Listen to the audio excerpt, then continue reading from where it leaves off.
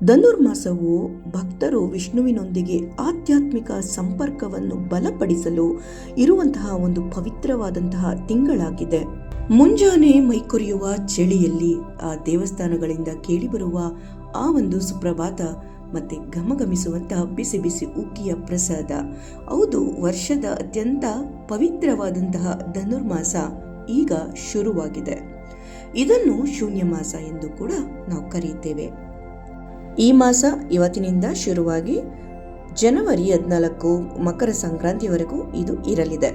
ಸೂರ್ಯನು ಗುರುವಿನ ರಾಶಿಯಾದಂತಹ ಧನು ರಾಶಿಯನ್ನು ಪ್ರವೇಶಿಸುವಂತಹ ಕಾಲವಾಗಿದೆ. ಇಂದಿನಿಂದ ಸೂರ್ಯನು ಧನುರಾಶಿಗೆ ಪ್ರವೇಶಿಸಿ 1 ತಿಂಗಳವರೆಗೆ ಧನುರ್ಮಾಸವಿರುತ್ತದೆ.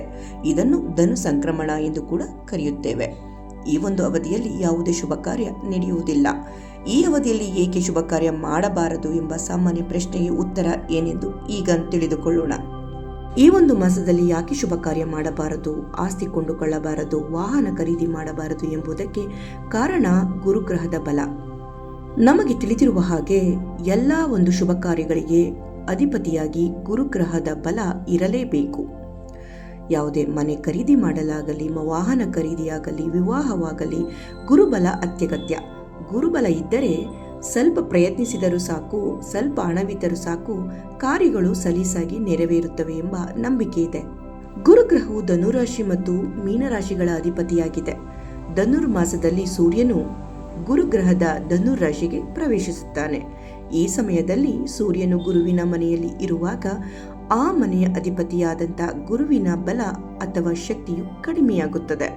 ಗುರುವಿನ ಶಕ್ತಿ ಕಡಿಮೆ ಇದ್ದಾಗ ಕೈಗೊಳ್ಳುವ ಯಾವುದೇ ಕಾರ್ಯಗಳು ವಿಘ್ನಗಳಿಗೆ ಕಾರಣವಾಗಬಹುದು ಎಂದು ಜ್ಯೋತಿಷ್ಯ ಹೇಳುತ್ತದೆ.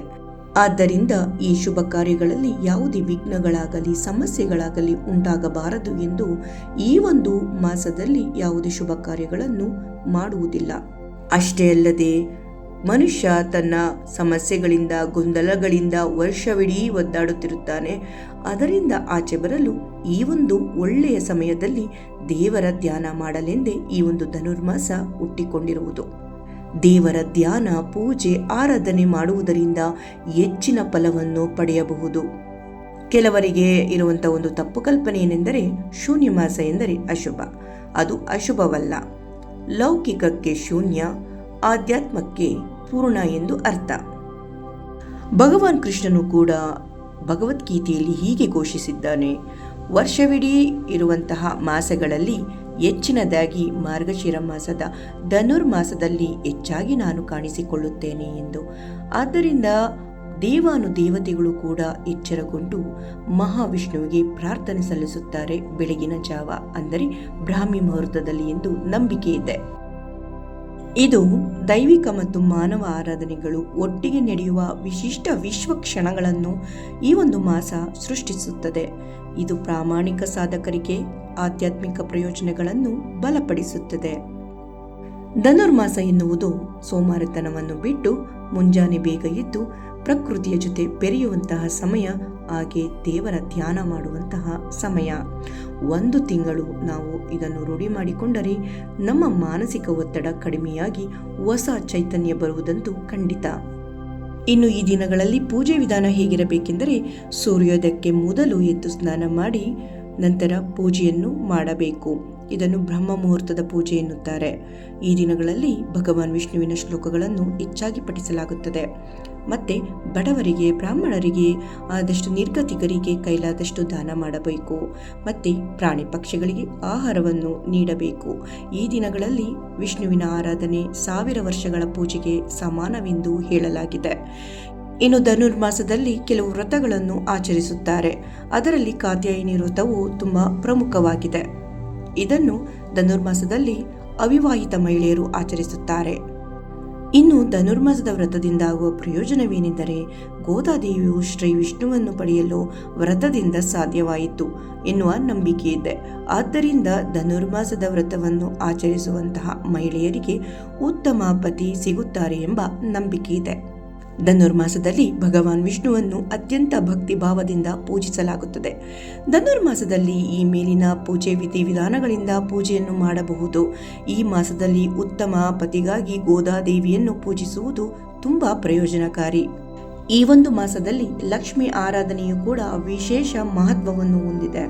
ವಿಷ್ಣು ಮತ್ತು ಲಕ್ಷ್ಮೀ ದೇವಿಗೆ ತುಳಸಿಯನ್ನು ಅರ್ಪಿಸಿ ಪೂಜಿಸುವುದು, ಹಾಗೆ ನೈವೇದ್ಯವಾಗಿ ಅಕ್ಕಿ ಮತ್ತು ಹೆಸರು ಬೇಳೆಯಿಂದ ಮಾಡಿದಂತಹ ಸಿಹಿ ಪೊಂಗಲ್ಲು ಅಂದರೆ ಹುಗ್ಗಿಯನ್ನು ನೈವೇದ್ಯವಾಗಿ ದೇವರಿಗೆ ಅರ್ಪಿಸಿ ಪೂಜಿಸುವುದರಿಂದ ಸಕಲ ಇಷ್ಟಾರ್ಥಗಳು ಕೂಡ ಈಡೇರುತ್ತವೆ ಎಂಬ ನಂಬಿಕೆ ಇದೆ. ಅಷ್ಟೇ ಅಲ್ಲದೆ ಅರಳಿ ಮರವನ್ನು ದರ್ಶನ ಮಾಡಿ ಸ್ಪರ್ಶಿಸಿ ನಮಸ್ಕಾರ ಮಾಡಿ ಅದಕ್ಕೆ ಪೂಜೆಯನ್ನು ಸಲ್ಲಿಸಿ ಬರುವುದರಿಂದ ಹೆಚ್ಚಿನ ಪುಣ್ಯ ಪ್ರಾಪ್ತವಾಗುತ್ತದೆ. ಹಾಗೆ ತುಳಸಿ ದೇವಿಗೆ ಪೂಜೆ ಮಾಡುವುದನ್ನು ಮರೆಯಬಾರದು. ದೀಪವನ್ನು ಹಚ್ಚಿ ಪೂಜೆ ಮಾಡಬೇಕು. ಈ ತಿಂಗಳಲ್ಲಿ ಮಾಡಿದಂತಹ ದೇವರ ಧ್ಯಾನ, ದಾನ, ಧರ್ಮ ಹೆಚ್ಚಿನ ಫಲಿತಾಂಶವನ್ನು ತಂದುಕೊಡುತ್ತವೆ. ಈ ಒಂದು ಧನುರ್ಮಾಸದಲ್ಲಿ ಏನು ಮಾಡಬೇಕು, ಏನು ಮಾಡಬಾರದು ಎಂಬುದನ್ನು ತಿಳಿದುಕೊಳ್ಳೋಣ. ಮೊದಲನೆಯದಾಗಿ ಬೆಳಗ್ಗೆ ಬೇಗ ಎದ್ದು ಮನೆಯನ್ನು ಸ್ವಚ್ಛವಾಗಿಡಬೇಕು. ಸೂರ್ಯೋದಯಕ್ಕೆ ಮುಂಚಿತವಾಗಿ ಎದ್ದು ತಯಾರಿ ಮಾಡಿಕೊಂಡು ಪೂಜೆ ಮಾಡಬೇಕು. ಪ್ರತಿದಿನ ವಿಷ್ಣು ದೇವಾಲಯಗಳಿಗೆ ಅಥವಾ ಹತ್ತಿರದ ದೇವಾಲಯಗಳಿಗೆ ಭೇಟಿ ನೀಡುವುದು ಒಳ್ಳೆಯದು. ಹಾಗೆ ವಿಷ್ಣುವಿನ ಸಹಸ್ರನಾಮ, ಲಲಿತ ಸಹಸ್ರನಾಮವನ್ನು ಪಠಿಸುವುದು ತುಂಬಾನೇ ಶ್ರೇಷ್ಠಕರ. ಹಾಗೆ ಏಕಾದಶಿಗಳನ್ನು ವಿಶೇಷ ಭಕ್ತಿಯಿಂದ ಆಚರಿಸಬೇಕು. ಈ ಒಂದು ಶುಭಾವಧಿಯಲ್ಲಿ ಹೊಸ ಕೌಶಲ್ಯಗಳು ಅಥವಾ ವಿದ್ಯೆಗಳನ್ನು ಕಲಿಯಿರಿ. ಒಳ್ಳೊಳ್ಳೆಯ ವಿಚಾರಗಳನ್ನು ತಿಳಿದುಕೊಳ್ಳಬೇಕು. ಇನ್ನು ಏನು ಮಾಡಬಾರದೆಂದರೆ ಈ ಒಂದು ಮಾಸದಲ್ಲಿ ಶುಭ ಕಾರ್ಯಗಳನ್ನು ಮಾಡದೇ ಇರುವುದೇ ಒಳ್ಳೆಯದು.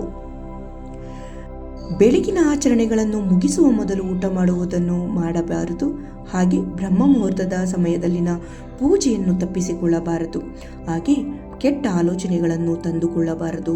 ಮತ್ತೆ ಸುಳ್ಳು ಹೇಳುವುದಾಗಲಿ, ಇನ್ನೊಬ್ಬರಿಗೆ ಮೋಸ ಮಾಡುವುದಾಗಲಿ ಇಂತಹ ಕೆಲಸಗಳನ್ನು ಮಾಡಬಾರದು. ಧನುರ್ಮಾಸದಲ್ಲಿ ಪಠಿಸಬೇಕಾದಂತಹ ವಿಷ್ಣು ಮಂತ್ರಗಳು ಹೀಗಿವೆ. ಓಂ ನಮೋ ಭಗವತೆ ವಾಸುದೇವಾಯ. ಓಂ ನಮೋ ಭಗವತೆ ವಾಸುದೇವಾಯ. ಓಂ ನಮೋ ಭಗವತೆ ವಾಸುದೇವಾಯ.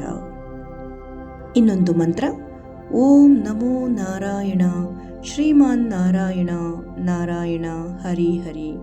ಓಂ ನಮೋ ನಾರಾಯಣ ಶ್ರೀಮನ್ ನಾರಾಯಣ ನಾರಾಯಣ ಹರಿ ಹರಿ.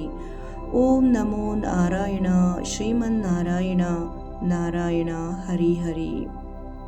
ಈ ಎಲ್ಲ ಮಂತ್ರಗಳನ್ನು ಪೂಜೆ ಮಾಡುವ ವೇಳೆಯಲ್ಲಿ ಬೆಳಗಿನ ಜಾವ ಅಥವಾ ದೇವಸ್ಥಾನಗಳಲ್ಲಿ ಜಪಿಸಬಹುದು. 108 ಬಾರಿ ಜಪಿಸಿದರೆ ತುಂಬ ಒಳ್ಳೆಯದು. ಕನಿಷ್ಠ 9-21 ಬಾರಿಯಾದರೂ ಜಪಿಸಿ. ಸ್ನೇಹಿತರೆ, ಧನುರ್ಮಾಸ ಎಂದರೆ ಕೇವಲ ಮಾಸವಲ್ಲ, ಇದು ನಮ್ಮ ಜೀವನವನ್ನೇ ಬದಲಾಯಿಸಬಲ್ಲಂತಹ ಪವಿತ್ರವಾದಂತಹ ಮಾಸವಾಗಿದೆ. ಈ ದಿನಗಳಲ್ಲಿ ನಾವು ಮಾಡುವಂತಹ ಪೂಜೆ ಆಗಬಹುದು, ಮಂತ್ರವಾಗಬಹುದು, ದೀಪಾರಾಧನೆ ಆಗಬಹುದು, ಶುದ್ಧ ಮನಸ್ಸಿನಿಂದ ಮಾಡಿದಂಥ ಪ್ರಾರ್ಥನೆ ಆಗಬಹುದು, ಭಕ್ತಿ ಆಗಬಹುದು, ದಾನ ಧರ್ಮವೇ ಆಗಬಹುದು, ಇವೆಲ್ಲವೂ ಶ್ರೀಹರಿಯ ಕೃಪೆಗೆ ಪಾತ್ರರಾಗಲು ನಮಗೆ ಉತ್ತೇಜನ ನೀಡುತ್ತವೆ. ಕಷ್ಟದಲ್ಲಿದ್ದರೂ, ಹಣಕಾಸಿನ ಸಮಸ್ಯೆ ಇದ್ದರೂ, ಆರೋಗ್ಯ ಚಿಂತೆ ಇದ್ದರೂ, ಮನಸ್ಸಿಗೆ ಶಾಂತಿ ಇಲ್ಲದೆ ಇದ್ದರೂ ಈ ಒಂದು ಧನುರ್ಮಾಸದಲ್ಲಿ ಭಕ್ತಿಯಿಂದ ಮಾಡಿದಂಥ ಪ್ರಾರ್ಥನೆ ಯಾವತ್ತೂ ವ್ಯರ್ಥವಾಗುವುದಿಲ್ಲ. ದೇವರು ನಮ್ಮನ್ನು ಎಂದಿಗೂ ಕೈ ಬಿಡುವುದಿಲ್ಲ. ನಮ್ಮನ್ನು ಪರೀಕ್ಷೆ ಮಾಡುತ್ತಾನೆ ಅಷ್ಟೇ. ಸರಿಯಾದ ಸಮಯದಲ್ಲಿ ಅವನು ನಮಗೆ ಆಶೀರ್ವಾದ ನೀಡಿ ನಮ್ಮನ್ನು ಕಾಪಾಡುತ್ತಾನೆ. ಪ್ರತಿದಿನ ಸ್ವಲ್ಪ ಸಮಯ ತೆಗೆದುಕೊಂಡು ಮಂತ್ರಗಳನ್ನು ಜಪಿಸಿ, ದೇವರ ಆರಾಧನೆ ಮಾಡಿ, ಧ್ಯಾನಿಸಿ, ಮನಸ್ಸಿನಲ್ಲಿ ಒಳ್ಳೆಯ ಆಲೋಚನೆಗಳನ್ನು ತಂದುಕೊಳ್ಳಿ. ಹಾಗೆ ವಿಶ್ವಾಸವನ್ನು ಇಟ್ಟುಕೊಳ್ಳಿ. ಅದೇ ಭಕ್ತಿ, ಅದೇ ನಮ್ಮ ಶಕ್ತಿ. ಇದಾಗಿತ್ತು ಈ ದಿನದ ಧನುರ್ಮಾಸದ ವಿಡಿಯೋ. ಈ ವಿಡಿಯೋ ನಿಮಗೆ ಇಷ್ಟ ಆಗಿದೆ ಅಂತ ಭಾವಿಸ್ತಾ ಇದ್ದೀನಿ. ವಿಡಿಯೋ ಇಷ್ಟ ಆಗಿದ್ರೆ ಲೈಕ್ ಕೊಡಿ. ಸಬ್ಸ್ಕ್ರೈಬ್ ಮಾಡ್ಕೊಂಡಲೇ ನೋಡ್ತಿದ್ರೆ ಸಬ್ಸ್ಕ್ರೈಬ್ ಮಾಡಿಕೊಂಡು ವಿಡಿಯೋನ ಪೂರ್ತಿಯಾಗಿ ನೋಡಿ. ಹಾಗೆ ನಿಮ್ಮ ಸ್ನೇಹಿತರಿಗೆ, ಕುಟುಂಬದವರಿಗೆ, ಪ್ರೀತಿ ಪಾತ್ರರಿಗೆ ಈ ವಿಡಿಯೋನ ಶೇರ್ ಮಾಡಿ. ಮತ್ತು ಇಂತಹ ಪವಿತ್ರ ಧಾರ್ಮಿಕ ಭಕ್ತಿಪೂರ್ವಕ ವಿಡಿಯೋಗಳಿಗಾಗಿ ನನ್ನ ಚಾನಲ್ನ ಫಾಲೋ ಮಾಡ್ತಾ ಇರಿ ಅಂತ ಹೇಳ್ತಾ ಈ ವಿಡಿಯೋನ ಇಲ್ಲಿಗೆ ಎಂಡ್ ಮಾಡ್ತಾ ಇದ್ದೀನಿ. ನಿಮ್ಮ ಜೀವನದಲ್ಲಿ ಆ ವಿಷ್ಣು ಲಕ್ಷ್ಮಿಯರ ಆಶೀರ್ವಾದದಿಂದ ಶಾಂತಿ, ಧನ, ಆರೋಗ್ಯ, ಸಮೃದ್ಧಿ ತುಂಬಿರಲಿ. ಶ್ರೀ ಹರಿಯ ಆಶೀರ್ವಾದ ಸದಾ ಕಾಲ ಇರಲಿ. ಓಂ ವಿಷ್ಣುವೇ ನಮಃ. ಹರಿ ಓಂ.